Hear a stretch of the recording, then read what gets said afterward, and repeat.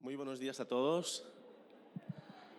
Qué lindos todos aquí con su escarapela, ¿no? Con su bandera. Estamos en un día de celebración. Ayer fue nuestro día de la patria, ¿no? Pero hoy seguimos celebrándolo, por supuesto.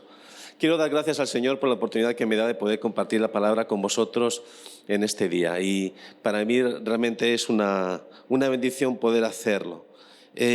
Vamos a empezar esta palabra con una breve oración. Vamos a pedir que sea el Señor quien la ministre a nuestros corazones y que sea Él quien nos hable. Amado Padre, en el nombre de Jesús, yo quiero darte gracias por tu palabra.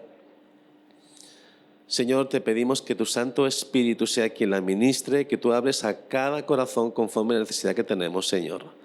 Gracias, Padre. Gracias porque sabemos, Señor, que tú eres un Dios, Señor, que siempre está interesado en nosotros y está interesado en que nosotros crezcamos, Padre, a la altura del varón y de la mujer perfecta. Gracias, Señor, por esta palabra, en el nombre de Jesús. Amén. Martín Lutero dijo: tengo tantas cosas que hacer que pasaré las primeras 3 horas orando. No hay duda de que sabía la repercusión que tiene la oración en nuestras vidas. Y hoy, como ya he anticipado, vamos a hablar sobre un medio de gracia que es la oración. Vamos a hablar de cómo Dios, mediante la oración, bendice nuestras vidas, usa nuestras vidas para extender su reino. Me encanta que la semana pasada el pastor Pancho predicara sobre la meditación. Me encanta. En la Escritura se hace mención muchísimas veces sobre la meditación y me gusta porque es justamente lo que es la lectura de la Escritura, que fue lo que predicó la semana antepasada el pastor David, con la meditación, que fue lo que predicó el pastor Pancho la semana pasada, lo que nos ayuda o nos lleva a orar con un tipo de oración guiada por Dios, lo que nos ayuda a vivir un tipo de oración, si cabe decirlo, vivo y eficaz. Pero antes de entrar en la materia, quiero definir brevemente qué es la oración, ¿de acuerdo? Para que todos partamos de una mínima base. La oración es una acción mediante la cual el creyente expresa, desarrolla su comunicación con Dios, ya sea para hacer una petición, para expresarle sus dudas, para expresar sus preocupaciones, pensamientos, emociones o simplemente para rendirle pleitesía. Así que la oración, por decirlo de una forma sencilla, es un diálogo entre Dios y los hombres. Dicho diálogo es muy importante, no cabe duda.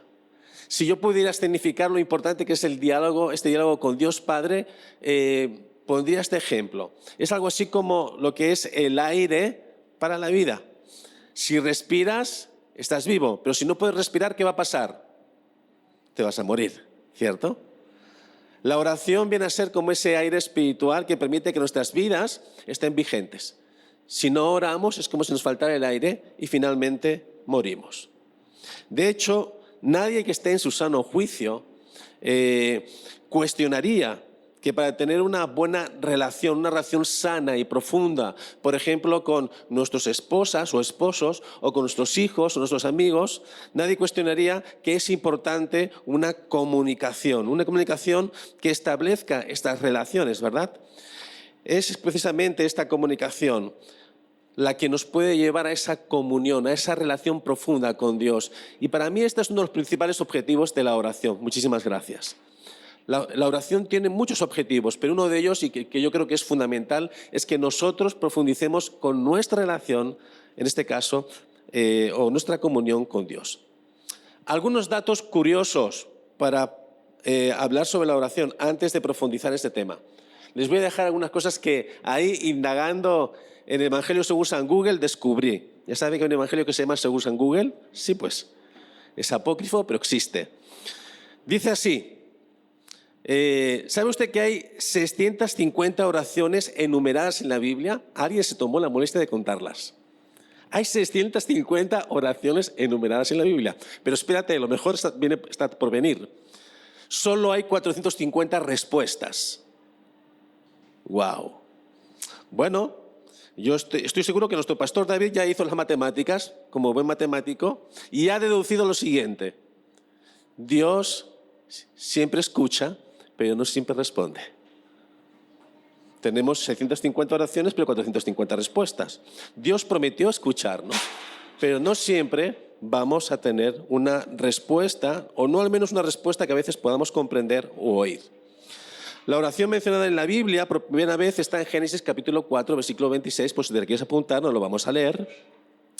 Lo que hay previamente es un diálogo de Dios, ¿no? Pero la primera oración en la Biblia está en Génesis capítulo 4, versículo 26. Para ir finalizando este apartado de datos curiosos sobre la oración, decir que amén significa algo más que así sea. Siempre decimos que amén significa como así sea, pero también significa deja que sea. O también significa en verdad. O también significa verdaderamente. Y la primera vez en la Biblia que se utiliza el amén es en Números capítulo 5, versículo 22, para aquellos que quieran revisarlo. Y cuando decimos en el nombre de Jesús, por ejemplo, ¿verdad? Cuando oramos, ¿cómo solemos finalizar nuestras oraciones? En el nombre de Jesús, amén, ¿verdad? Pues cuando decimos en el nombre de Jesús, lo que estamos diciendo en otras palabras es en representación de Jesús. Así que imagínate, mucho cuidado con lo que oras, porque estás orando en representación de Jesús. Dicho esto, veamos algunas características que deben tener toda oración. Algunas características que la Escritura dice que las oraciones deben tener. Estoy seguro que ya algunas las conocéis, pero creo que es muy importante que en este día de hoy repasemos alguna, ¿sí? Por ejemplo, cuando yo estoy hablando de la oración, no estoy hablando de esa que hacemos cuando estamos en el auto, ¿verdad? Y alguien nos hace alguna y en el nombre de Jesús lo bendecimos. No, no me refiero a eso. Me refiero a ese tipo de oración en la cual tú vas a buscar un tiempo para estar con el Señor a solas y donde por lo tanto vas a tener intimidad con el Señor. Me refiero a que busques ese tiempo donde estés tú solamente con el Señor, en un lugar apartado. A ese tipo de oración me refiero. La palabra dice en Mateo capítulo 6, versículo 6, mas tú cuando ores, entra en tu aposento y cerrada la puerta, ora a tu Padre que está en el secreto y tu Padre que ve en lo secreto te recompensará en público. Así que una de las cualidades que toda oración debería tener, y estoy hablando de ese tiempo de oración único y especial con Dios, es la intimidad, es la privacidad, por decirlo así. ¿Ok? Otra de las características que debían tener las oraciones, deben estar dirigidas a Dios Padre. Mateo capítulo 6, versículo 9. Vosotros pues oraréis así. Padre nuestro, Padre nuestro, que estás en los cielos, santificado sea tu nombre. ¿A quién debemos orar? Al Padre. ¿En el nombre de quién? De Jesús. ¿Para qué? Para que su Espíritu Santo obre en nuestras vidas. ¿Qué otras cualidades podemos enumerar para decir que estamos haciendo una oración conforme a las Escrituras? Pues bueno, la palabra de Dios dice en Filipenses capítulo 4, versículo 6, por nada estéis afanosos, sino que sean conocidas vuestras peticiones delante de Dios con toda oración y ruego, con acción de gracias. Por lo tanto, la Escritura nos está sugiriendo que nuestras oraciones sean con acción de gracias. En 1 Tesalonicenses 5:7 dice, orad sin cesar. Por lo tanto, ¿cómo debe ser tu oración? ¿De higos a peras o constante? ¿No? ¿Y por qué no de higos a peras? A mí me gustan mucho los higos y las peras, pues. No. La palabra dice que debe ser constante. Debemos orar de forma constante, ¿no? Y en este caso debemos hacerlas en el nombre de Jesús. Juan 16, 24 dice que hasta ahora nada habéis pedido en mi nombre, pedid y recibiréis para que vuestro gozo sea cumplido. O sea, está hablando Jesús y nos está diciendo que pidamos en su nombre. Y por último, hay que orar con fe, ¿verdad? Es una de las premisas importantísimas. Necesitamos orar con fe. Hebreos 11:6 dice, y sin fe es imposible agradar a Dios, porque es necesario que el que se acerca a Dios crea que Él existe y que es remunerador de los que le buscan. Amén. Para finalizar sobre las características básicas de la oración, deciros que la oración es un gran privilegio. Podemos entrar en confianza al trono de gracia y hablar con Dios, o sea, podemos orar. Y sin duda es una bendición poder hacerlo. Y esta bendición que podemos hacer, este privilegio que Dios nos ha dado, deberíamos practicarlo con denuedo, con pasión, con fe, ¿verdad? Con agradecimiento. Deberíamos hacer de esto algo esencial en nuestras vidas. No con indiferencia, no con religiosidad, no con vanas repeticiones. A pesar de que la oración es un privilegio y que, entre otras cosas, nos permite profundizar en nuestra relación con nuestro Padre Celestial, hay algunas estadísticas que a mí me pusieron los pelos de punta. Y usted va a decir, ¿cómo se le pusieron los pelos de punta si es calvo, pastor? Pues bueno, tengo pelos en el brazo, ¿ve? Y también se me ponen de punta los pelos aquí, ¿no ve? Así que se me ponen los pelos de punta igualmente. Estuve viendo unas estadísticas que me alarmaron muchísimo. Y cuando las leí pensé, Dios, por favor, que mi iglesia no esté en esta estadística, ¿no? Pero vaya usted a saber, de repente estamos en esta estadística. ¿Qué dicen estas estadísticas? Dicen que los creyentes latinoamericanos tienen un promedio de oración de 8 a 9 minutos diarios. Y cuando hablo de oración me estoy refiriendo a ese tiempo de estar solos con Dios, no a todo eso que hablamos de repente cuando estamos en otras situaciones, que también son oraciones y no las quiero desestimar como tal, ¿verdad? Pero estoy hablando de ese tipo de oración íntima, de 8 a 9 minutos diarios, frente a las 3 horas 50 que vemos televisión o las 4 horas 30 que estamos atentos al teléfono. ¿Qué tal esa? Es terrible. Desde el punto de vista espiritual es terrible. Yo dije, Dios mío, y me examiné a mí mismo y pensé, fui a mi celular, a mi iPhone, porque mi iPhone me dice cuántas horas al día estoy con él. Y efectivamente, mi iPhone decía que estuve 3 horas y pico con él. Esta estadística tenía razón en eso. Pero luego pensé, no, yo cada día oro más de 8 minutos. Menos mal, por ahí me salvo. Pues no. No se trata de que ores más de 8 minutos. Se trata de que sea lo más importante en tu vida, de que le des la preeminencia que debería tener. La pregunta es, ¿qué está pasando? ¿Qué es lo que está sucediendo? ¿Por qué no oramos todo lo que deberíamos orar? El problema es múltiple. Hay muchos factores que limitan nuestra vida de oración. Verlos todos sería una locura. Necesitaríamos aquí un taller enorme y seguramente no abarcaríamos todo. Yo simplemente elegí algunos que me parecieron muy interesantes y los quiero compartir contigo para que, si te sientes reflejado en ellos, ¿sí?, de alguna forma puedas ponerlos delante del Señor y, cómo no, arrepentirte, por supuesto. Aquí predicamos arrepentimiento, y juicio, sobre todo. Algo que desanima a algunos a orar es que saben que la oración, si no está en la voluntad de Dios, no es efectiva. Por lo tanto, hay que saber la voluntad de Dios. Primera de Juan 5, me gustaría que alguien por favor lo pudiera leer. Primer epístola de Juan, capítulo 5, versículos del 14 al 15. Primera de Juan 5, versículos del 14 al 15.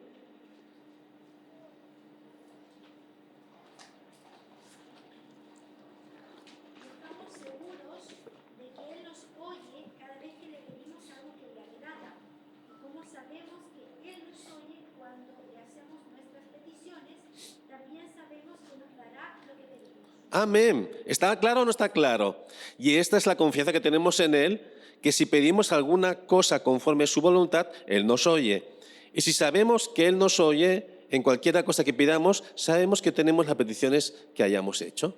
Por lo tanto, ¿qué sucede? Pues sucede que esto puede quitar la espontaneidad de la oración o la pasión por orar. Si alguien dice, uy, pero yo no sé orar según la voluntad de Dios, ¿cómo voy a hacer semejante cosa, no? Mejor me callo. Bueno, pues para aquellos que estén desanimados porque no saben cómo orar conforme a la voluntad de Dios, quiero decirles algo. Un niño recién nacido, ¿qué es lo primero que empieza a hacer? Balbucear, exactamente. Y va aprendiendo a tener un diálogo conforme se expresa, ¿no? Y llega un momento en que puede comunicarse de forma efectiva con los padres. En ese sentido, en la medida que el creyente lee las Escrituras y medita en ellas, es que se expresa con el Padre. ¿Por qué? Porque la Escritura es la voz de Dios para ti. Cuando tú la lees, estás leyendo la voz de Dios para ti. Y ahí es que tú puedes expresarte con el Padre. Así que Al igual que un niño que para balbucear, que balbucea, necesita escuchar la voz de sus padres, nosotros, para aprender a orar correctamente, necesitamos leer las Escrituras, meditar en ellas, y estas nos llevan a ese tipo de oración eficaz.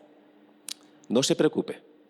Si todavía no lo tiene claro, para aquellos que acaban de recibir al Señor o aquellos que son todavía muy jovencitos en el Señor, quiero decirles algo. La finalidad más importante de la oración, si hace poco que conoces a Dios, es comunicarte con tu Padre Celestial y que le conozcas profundamente, y ahí que conozcas su voluntad, y ahí ya llegarás a ser efectivo. Pero no dejes de orar por miedo a equivocarte. No dejes de clamar a Dios por miedo a equivocarte. Yo siempre digo, mi mujer siempre decimos que quien friega platos alguno rompe. Algún día vas a meter la pata, no pasa nada, ¿de acuerdo? La cosa es que no debemos de dejar de orar, no debemos perder esa pasión por la oración.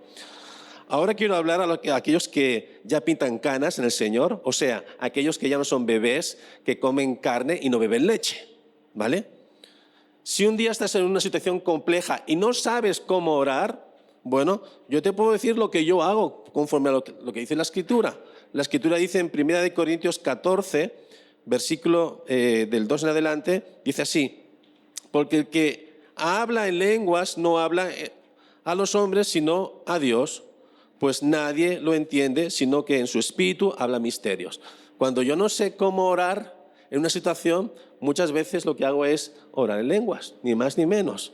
El punto es que debemos orar, debemos entrar en ese lugar, en ese trono de gracia, debemos ponernos en la presencia de Dios. No es que la presencia de Dios esté retirada, la presencia de Dios siempre nos acompaña, pero me refiero que debemos instar nuestro corazón a estar pendientes o conscientes de esa presencia y orar, ¿verdad? Hablar con papá, ese es el punto. Otro de los grandes problemas de la oración, que tal vez estén limitando tu vida de oración, y es que hay una premisa, hay una doctrina clara en la palabra que dice que Dios es soberano. Y es totalmente cierto y verdad. Dios es soberano. Muchos se preguntan, ¿para qué entonces orar por sanidad si Dios es soberano? ¿Para qué orar por provisión si Dios es soberano? ¿Qué sentido tiene en este caso orar si Dios es soberano? Cuando hablamos de la soberanía divina, no hablamos únicamente de que Dios tiene un propósito, el cual es inmutable y no puede ser estorbado por los hombres, eso lo sabemos. Cuando hablamos de la soberanía divina, también hablamos de que Dios, por ejemplo, es omnisapiente, o sea, lo sabe todo, es omnisciente, todo lo ve, es omnipresente, está en todo lugar, Dios es eterno. Cuando entendemos la soberanía como todos aquellos atributos que Dios tiene, de alguna forma la pregunta que surge es, entonces, ¿por qué no orar? Claro, podemos orar, Dios ya sabe cuáles van a ser nuestras oraciones.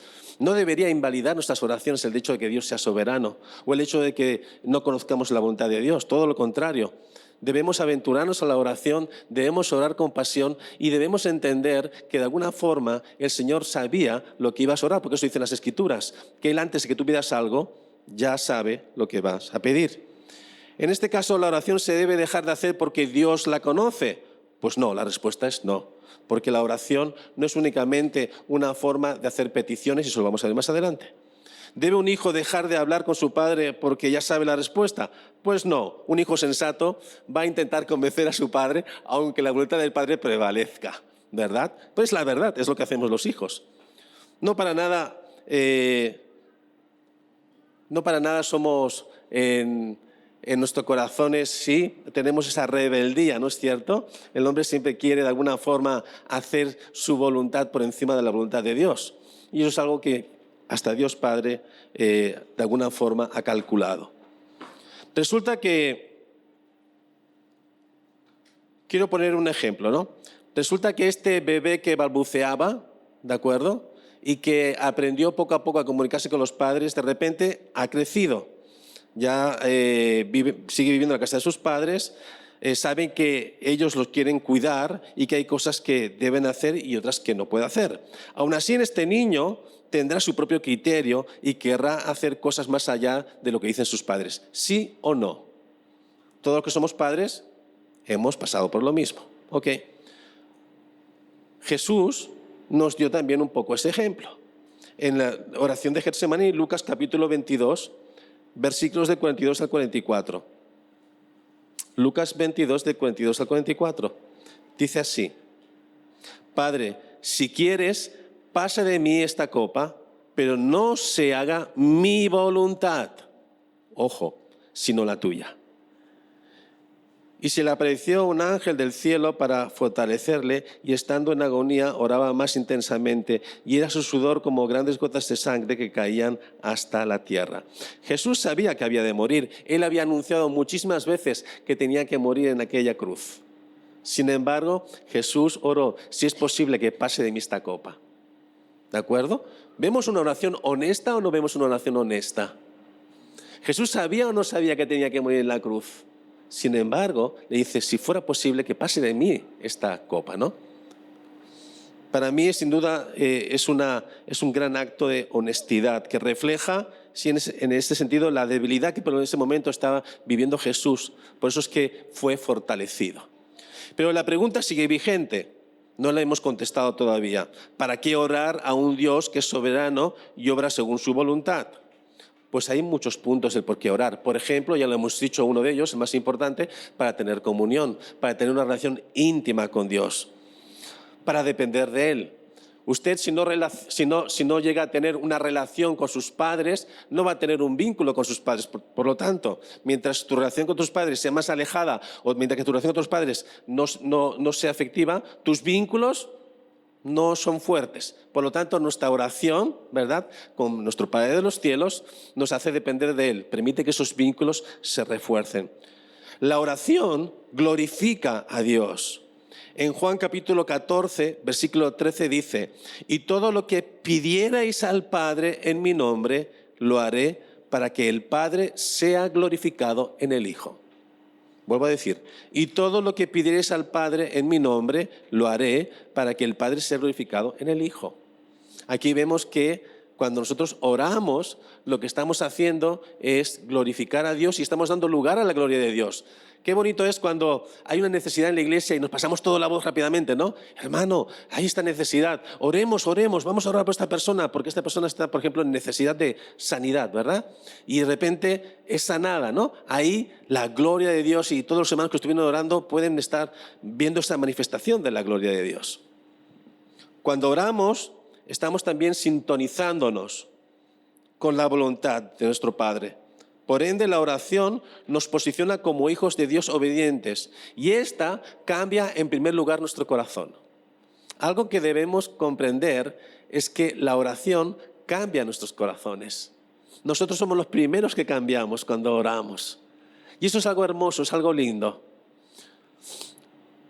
Me acuerdo una vez, un hermano que estaba haciéndole consejería, y este hermano tenía un serio problema con su carácter, ¿verdad? Y tenía en ese sentido como una especie de rencor, ¿verdad?, con su esposa en este caso. Y yo un día le pregunté: oye, ¿tú oras por tu esposa? No. ¿Y por qué no oras por tu esposa? Ella me hizo esto. Y digo: bueno, está bien. Vamos a trabajar primero el perdón. Vamos a empezar a perdonar, ¿verdad? Y quiero que empieces a orar por tu esposa. ¿Sabe qué? Fue algo fantástico. Empezó a orar por su esposa y algo cambió en su corazón totalmente. Al punto de que, bueno, pues hoy en día, gracias a Dios, tiene una relación saludable. ¿Ok? Otro de los problemas que, en mi opinión, limita la oración en los creyentes es cuando tenemos una comprensión muy limitada de esta. Por ejemplo, cuando creemos que la oración solo es hacer peticiones a Dios. Eso es una forma de ver la oración muy, muy limitada, ¿sí? De hecho, si solo oras cuando tienes problemas, ya estás en un problema. Porque la oración no consiste en orar porque tenemos problemas. La oración consiste en buscar la presencia del Señor, en tener relación, en vincularse con Dios, en conocer su voluntad para otras muchas cosas. En este caso, si solo oras para hacer peticiones, te estrellarás una y otra vez con la voluntad de Dios. Pero si entiendes la oración como un poder creacional, donde Dios te usa para extender su reino, las cosas serán muy diferentes. Por último, y para cerrar este segmento de los factores o las características, ¿verdad?, que limitan en nuestra vida la oración, quiero dar eco a las palabras de Charles Robert Richet, el cual fue un médico renombrado francés y también fue filósofo, premio Nobel en el 1939, si no me equivoco, y él hizo un escrito que me gustó muchísimo y os lo voy a leer. Puede parecer inútil hablar de la oración en estos tiempos, y más aún al hombre moderno, pero ¿no será indispensable que conozcamos todas las actividades de que somos capaces? De hecho, no podemos dejar ninguna de ellas inutilizadas, sin correr un grave peligro para nosotros y para nuestros descendientes. La atrofia del sentido de lo sagrado se nos figura tan perjudicial como la atrofia de la inteligencia. A nosotros, hombres de Occidente, la razón nos parece muy superior a la intuición. Preferimos grandemente la inteligencia al sentimiento. La ciencia irradia al paso que la religión se extingue. Seguimos a Descartes y abandonamos Pascal. De este modo, procuramos, en primer lugar, cultivar nuestra inteligencia en cuanto a actividades no intelectuales del espíritu, tales como el sentido moral, el sentido de lo bello y, sobre todo, el sentido de lo sagrado, son despreciadas en forma casi completa. La atrofia de estas actividades fundamentales convierte al hombre moderno en un ser completamente ciego. Lo ideal es que, así como crecemos en inteligencia y nos preparamos para la vida, también crezcamos en lo espiritual y haya un equilibrio. Eso es lo ideal. Sin embargo, muchas veces ponemos énfasis en las redes sociales, en el teléfono, en la televisión, en la educación y dejamos cosas tan importantes como nuestra vida espiritual en un tercer, cuarto o quinto lugar. Y esto, sin duda, nos va a pasar en algún momento factura. La oración nos abre los ojos y nos permite vivir una vida coherente a lo que somos. Según la palabra de Dios, almas vivientes, o sea, seres espirituales vivientes. Familia, amigos, querida iglesia, no entremos en esa desastrosa estadística. Debemos orar. Y quiero que me escuchen esto, porque tal vez sea un poco difícil de entender, ¿sí? Dios es soberano, escucha nuestras oraciones y Él ha decidido usarlas para el cumplimiento de sus planes. Sé que eso es sorprendente. ¿Por qué Dios usa nuestras oraciones para el cumplimiento de sus planes? Pues bueno, no hay una doctrina que lo pueda explicar al 100%. Yo creo que Dios tiene mucha misericordia, tiene mucha gracia y mucho amor. De otra forma es incomprensible entenderlo, porque a veces tenemos un tipo de oración que de verdad da pena, al menos las mías, ¿no? Pero esta es la verdad.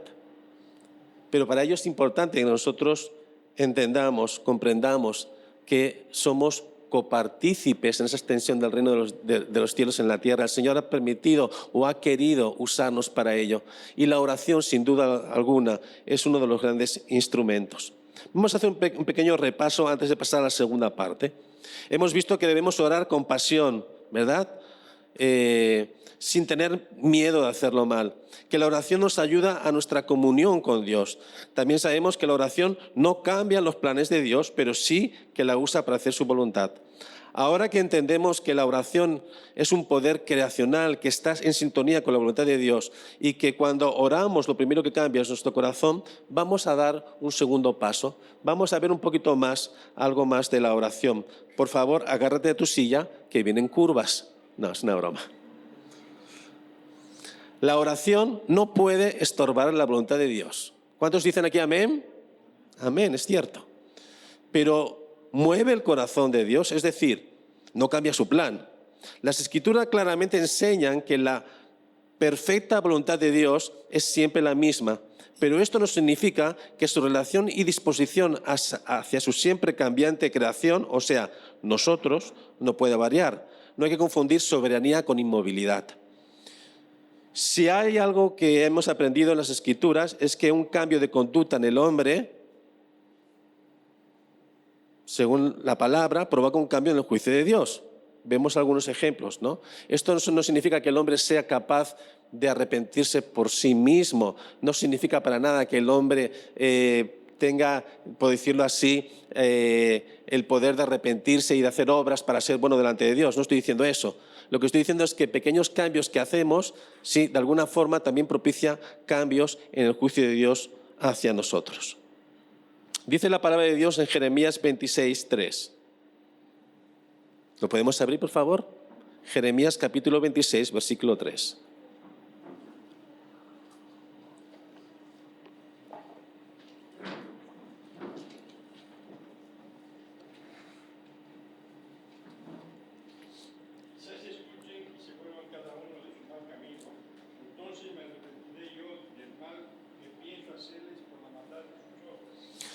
La Escritura habla de que, en este caso, Dios estaba preparando, pues eso, para hacer algo en contra del pueblo de Israel. Y Él dice, quizá oigan y se vuelvan cada uno de su mal camino. Ese quizás, ¿sí?, es como que deja la puerta abierta de, bueno, si se arrepienten, entonces yo voy a, sí, obrar de forma diferente, ¿sí? Veamos ahora el libro, por ejemplo, de Jonás, capítulo 3, versículos del 4 al 10. Lo voy a leer yo. Y comenzó Jonás a entrar por la ciudad camino de un día y predicaba diciendo, de aquí a 40 días Nínive será destruida. ¿Por qué Jonás decía que de aquí a 40 días Nínive sería destruida? Porque esta fue la palabra que Dios le dio a Jonás. Y los hombres de Nínive creyeron a Dios y proclamaron ayuno y se vistieron de cilicio desde el mayor hasta el menor de ellos. Y llegó la noticia hasta el rey de Nínive. Y se levantó de su silla, se despojó de su vestido y se cubrió de cilicio y se sentó sobre ceniza. E hizo proclamar y anunciar en Nínive por mandato del rey y en sus grandes diciendo, hombres y animales, bueyes y ovejas, no gusten cosa alguna, no les dé alimento, ni beban agua, sino cúbranse de cilicio, hombres y animales, y clamen a Dios fuertemente, y conviértanse cada uno de su mal camino, de la rapiña que hay en sus manos. ¿Quién sabe si se volverá y se arrepentirá Dios y se apartará del ardor de su ira y no pereceremos? Y vio Dios que lo hicieron y que se convirtieron de su mal camino y se arrepintió del mal que había dicho que les haría y no lo hizo. Cuando aquí se utiliza la palabra arrepentimiento, no estás hablando del arrepentimiento que los hombres tenemos. Esto es un antropomorfismo, de hecho. ¿Lo he dicho bien la palabra? No sé si lo he dicho bien. Es cuando hay una cualidad de Dios que nosotros tenemos que entender. Entonces, Oh, gracias. ¿Puedes volver a decirlo otra vez en vuelta? Antropomorfismo. Bueno, lo que dice la pastora está bien, ¿ya? Es cuando hay una cualidad de Dios que tiene que ser entendida por los hombres. No es que Dios se arrepienta como un hombre, porque Dios no es hijo de hombre. La Escritura dice claramente que Él no es hijo del hombre, que Él no miente ni se arrepiente, ¿verdad? Sino que nos hace entender que, en este caso, Dios cambia, ¿sí?, un plan que tenía.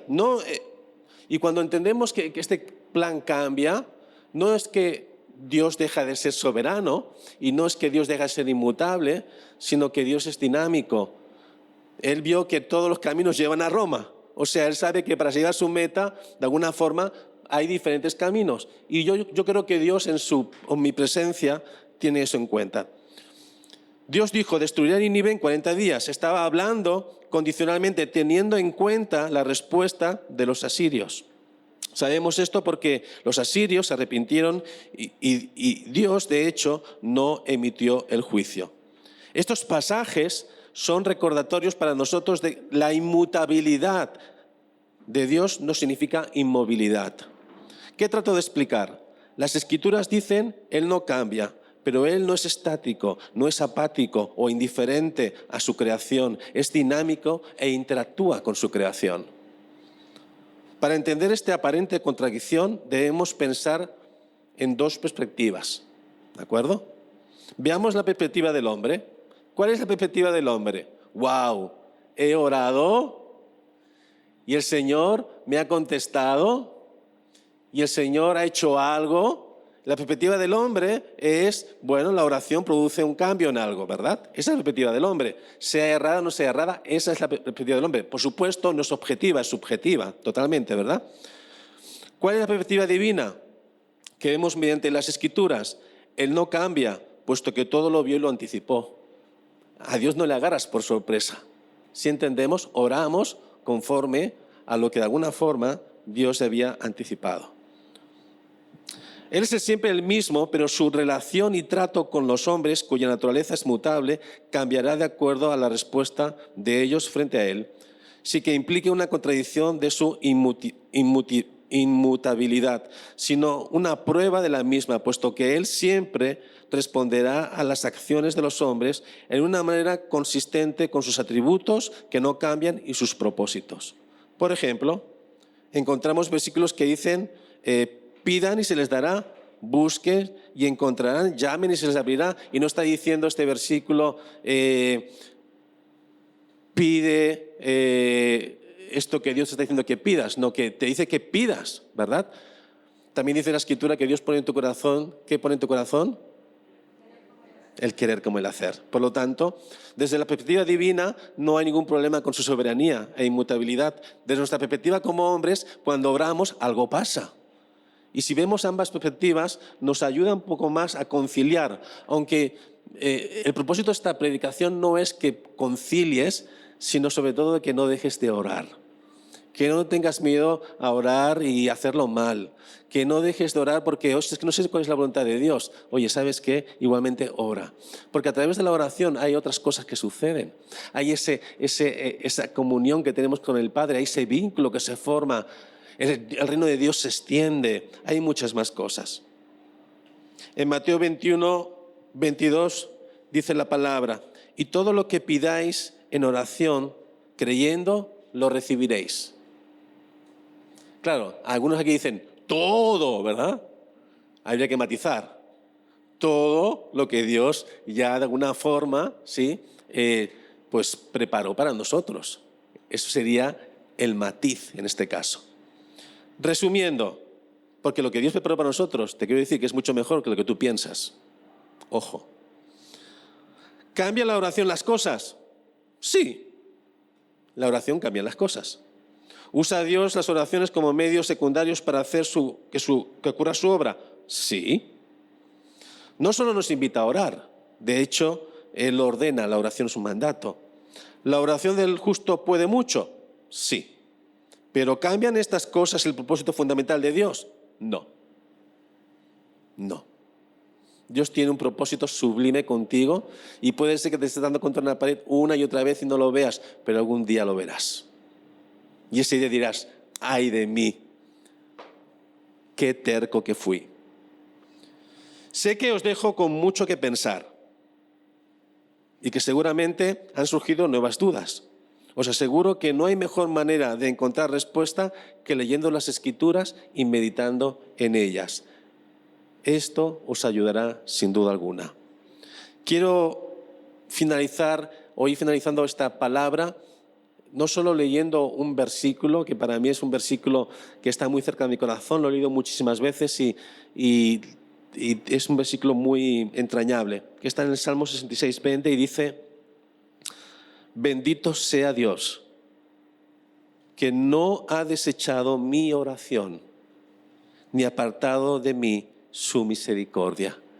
Dios no desecha tus oraciones, aunque le protestes, aunque estés orando cosas que no te van bien. Dios no desecha tus oraciones, como un buen padre las escucha.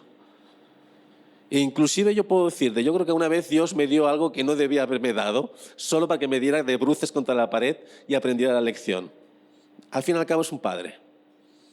Y así como un padre a veces enseña lecciones muy vividas a sus hijos, Dios también nos enseña lecciones que a veces nos cuesta y nos cuesta mucho. ¿Cuántas veces hubiera querido no tener que pasar por alguna de estas lecciones y haber aprendido las buenas? Sin embargo, hemos de entender que no siempre vamos a aprender como es debido. Y quiero finalizar este tiempo o prédica sobre la oración haciendo, pues eso, honor a lo que estamos haciendo. Y me gustaría que pudiéramos tener un tiempo de oración, si os parece bien, como iglesia. Pero no un tiempo de oración donde yo voy a orar por ustedes y me voy a sentar, sino que un tiempo de oración donde vuestras necesidades sean escuchadas delante del trono. Amén. Así que voy a pedirles que se pongan de pie. Voy a pedirle, por favor, que el piano, si está por ahí el piano. ¿Sigue por ahí el piano? ¿No está el piano? Ok, no hay problema. Nos ponemos de pie, ¿sí? Y vamos a orar. Pero vamos a tener un tiempo de oración, ¿sí? No está el piano. Muy bien. Y yo voy a pedir en este caso a los pastores, a Pastor David, Pamela, a mi esposa, que me ayuden en este tiempo. Si hay una necesidad en tu corazón, algo que tú quieres que te ayudemos en oración, si tú quieres que formemos ese tándem maravilloso donde estemos orando.